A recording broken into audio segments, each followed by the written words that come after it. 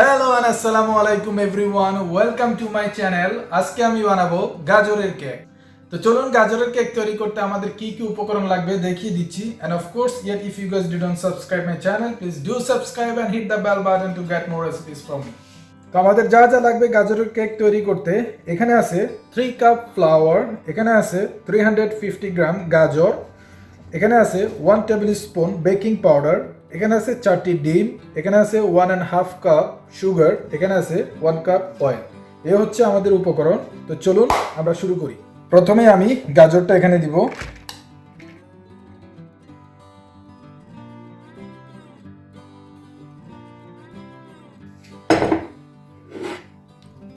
এরপরে চিনি,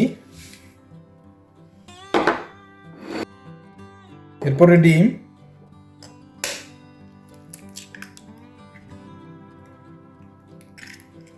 এখন আমি গাজর, ডিম এবং চিনি ভালোভাবে এটাকে ব্লেন্ডার দিয়ে মিশিয়ে নিব।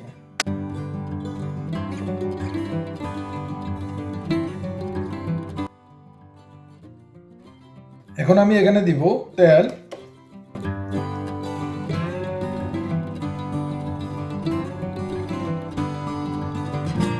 এখন আমি এখানে ফ্লাওয়ার দিব। ফ্লাওয়ারটা সবসময় এরকম ছালনি দিয়ে ছেঁকে দিবেন, আর সবটা ফ্লাওয়ার একসাথে দিবেন না, অল্প অল্প দিবেন আর এটাকে মিক্স করে নেবেন।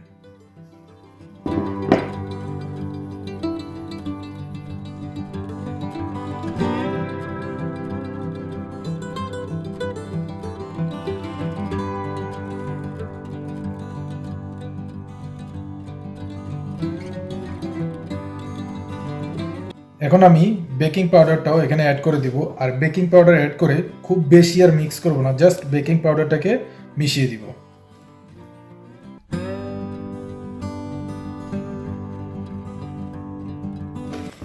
ঠিক এরকম একটা ডো তৈরি করে নেবেন।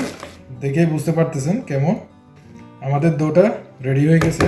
তো যেই পাত্রের মধ্যে আপনি কেকটা বসাবেন, পাত্রের তলা এবং গায়ে চারপাশে একটু তেল ব্রাশ করে নেবেন, এরপর আটা ছিটিয়ে দিবেন। আমি অলরেডি করে নিয়েছি।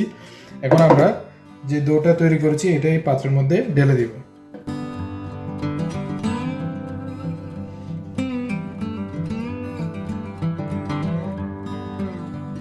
সো আপনাদেরকে আমার এই ডাইসটার সাইজ বলে দিচ্ছি। এদিকেও হচ্ছে এটা 9.5 ইঞ্চ, এদিকেও হচ্ছে এটা 9.5 ইঞ্চ। এখন আমি এটাকে 170 ডিগ্রি সেলসিয়াসে 40 থেকে 45 মিনিট বেক করব। তো আপনাদের মাঝে ফিরে আসতেছি বেক করার পর।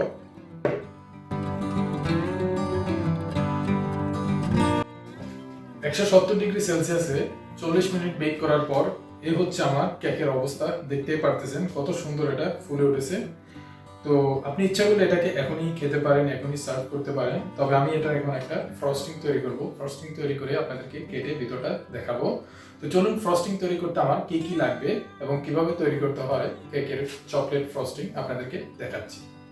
এখানে আছে 1/2 কাপ চিনি, 3 টেবিল স্পুন চকলেট পাউডার, এখানে আছে 2 টেবিল স্পুন বাটার, এখানে আছে 4 টেবিল স্পুন মিল্ক। এই হচ্ছে আমাদের উপকরণ।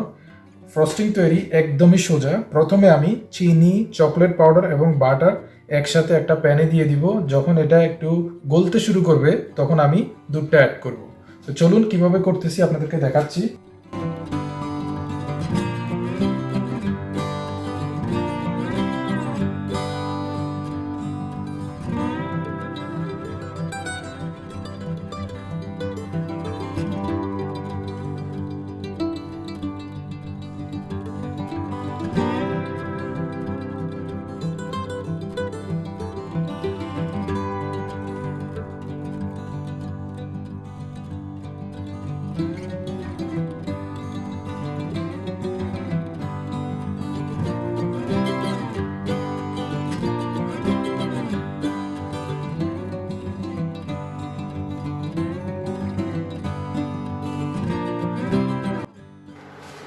সো এরকম একটা ঘনত্ব চলে আসলে আমরা এটা নামিয়ে ফেলবো। আমার চকলেট ফ্রস্টিংটা তৈরি হয়ে গেছে। এখন আমি এটা কেকের উপর ঢেলে দিব। এটা গরম থাকা অবস্থায় দিবেন।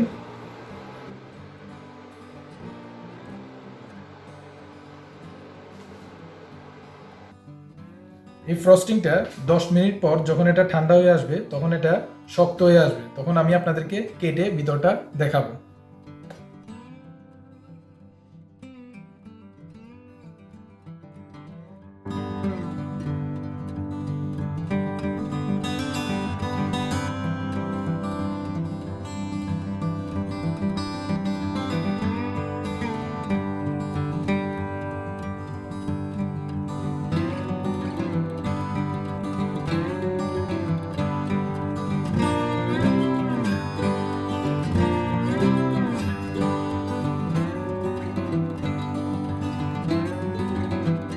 Oh god, it's really became so good.